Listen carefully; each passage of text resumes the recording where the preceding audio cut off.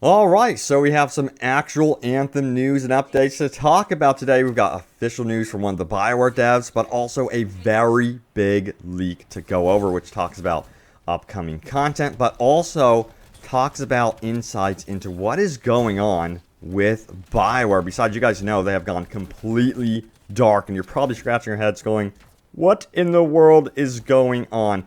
But one of the reasons why I'm reporting on this leak is this leaker previously predicted this right here, which actually did happen, that there are going to be rewards related to EA Access and Anthem in terms of vinyls and cosmetics and stuff like that. So that's actually beginning to happen. That leaker was correct. So that makes that leak a little bit more concrete. But let's go into this. So, hey everyone, what's up? Open World Games here. Hope everyone is doing good. Let me know what you have been up to, by the way, what you have been playing. I've actually jumped into a game called Dauntless recently, which is pretty cool, and I've been streaming it. Check out my streams if you want to join me. Hop in, say hello. I stream basically every single day, and we always have fun. But anyway, let's get back to this Anthem right now. So, on to the official stuff first and foremost. This comes from Cameron Dayton, of course. He works at Bioware. He goes on to say this: we've got some new lore, new stories, and new characters hot off the grill. Madam Chronicler is currently making more room in the library. So yes, they are still working on stuff behind the scenes at Bioware, despite them being so quiet. You know, it's been like an entire month, over a month now, since they've even posted anything to their social media, which is just insane. And of course, the community is feeling disrespected, and they should. I think they should be posting something to their social media, whether it be highlighting, you know, javelins, custom javelins, something like that. But let's get into this leak. It gives some insights as to why they aren't posting, why they're being quiet, also what is coming up in the future. So yeah, let's do this. Alright, so first of all, the leak is right here. It says, relax, Anthem will get a plethora of content in the upcoming months. You can see this in the description below for yourself if you just want to read it. But it goes on to say the following: a lot of you are emailing me pleading for information. Since Bioware is giving you nothing with their stupid communication embargo, I will provide. As I previously said, EA and Bioware are not giving up on Anthem, not yet at least. These guys brought SWTOR back from the brink of extinction, and they may do it for Anthem as well. EA is very confident in Bioware's ability to fix the game. Now, furthermore, it says the following: other than some utterly stupid leadership decisions on Bioware's end, things are progressing right now. No, really, literally right now, simultaneously in crunch mode. They are working on the following. So let's see what they're working on here, shall we? So it says this: bug fixes, quality of life improvements. A patch with both bug fixes and quality of life improvements is ready, but it's being held back to allow for at least some new content. Multiple new strongholds, a stat screen. So a stat screen is something people are absolutely dying for and highly requested. And we do want to see strongholds, but we also want to see that loot fix as well. So it goes on to say this: Cataclysm Mastery System replacement. I'm told it may or may not be called the Mastery System. Guilds and leaderboards.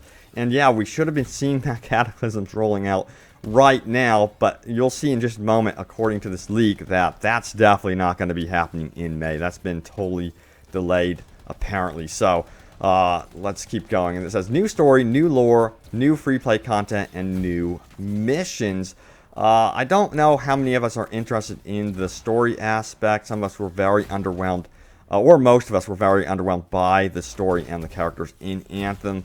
But yeah, I'm still curious to see what they could do with that. Hopefully they can actually generate a really cool story here as well. There are some cool stuff, like Dominion. For me personally, I really like them. But furthermore, it says this: new challenges, new enemies, new loot system, balance changes. Yes, new javelin ideas are being tossed around. The team is not yet working on new javelins. A pilot level increase is being discussed. So this right here is, to me, some of the most important bits. The new loot system is the highlight of that. So yes, that is being worked on, apparently, according to this leak, and that's also been confirmed by the head of live service that they are going to be working on the loot system. But yeah, that's going to take months. So this is just basically confirming a lot of stuff that we have heard before. But it goes on to say there's probably more that I am forgetting. To be fair, a lot of the items were already at least partially completed, but better later than never. It also goes on to say the following: as you can see, this is stretching them fairly thin to the point where multiple low-level employees told me they wish they could focus on just one or two things. The next few months will be pretty interesting for the game. Where it goes from there is anyone's guess. So, yeah, it's so important that they get that loot knocked down and fixed. Now, also, it did mention this. Side note, yes, Bioware and EA are aware there are things that won't be met on the current May roadmap, all of them. However, management decided to keep this page as is instead of updating it. So, it seems like they're not going to get the Cataclysm rolling out at all in May. And, you know, I think personally it's really going to take until EA Play around June 9th for us to even hear you know, about what exactly is going on with the future of Anthem, and hopefully we get more insights. Also, with that, we want to know what is going on with the rewards and the loot, because there's no reason to, you know, play a new Stronghold and have nothing new and exciting afterwards. You have to have good rewards. You guys know that. All right, so also there is another part to this leak. It goes on to say the following: Bioware leadership is out of touch with their customers, fans, and most importantly, their employees. And this was posted more recently, and it's kind of like a behind-the-scenes look as to what is going on with EA and Bioware. It says the following: I had a chance to catch up with someone from Bioware. This is the same person that told me that Anthem finally looking promising after years of being stuck in indecision limbo. This is more venting than anything else, but it does not paint a good picture of still out-of-touch leadership. I will just list some of the bullet point takeaways with my usual commentary. We've heard about this from the Kotaku article as well.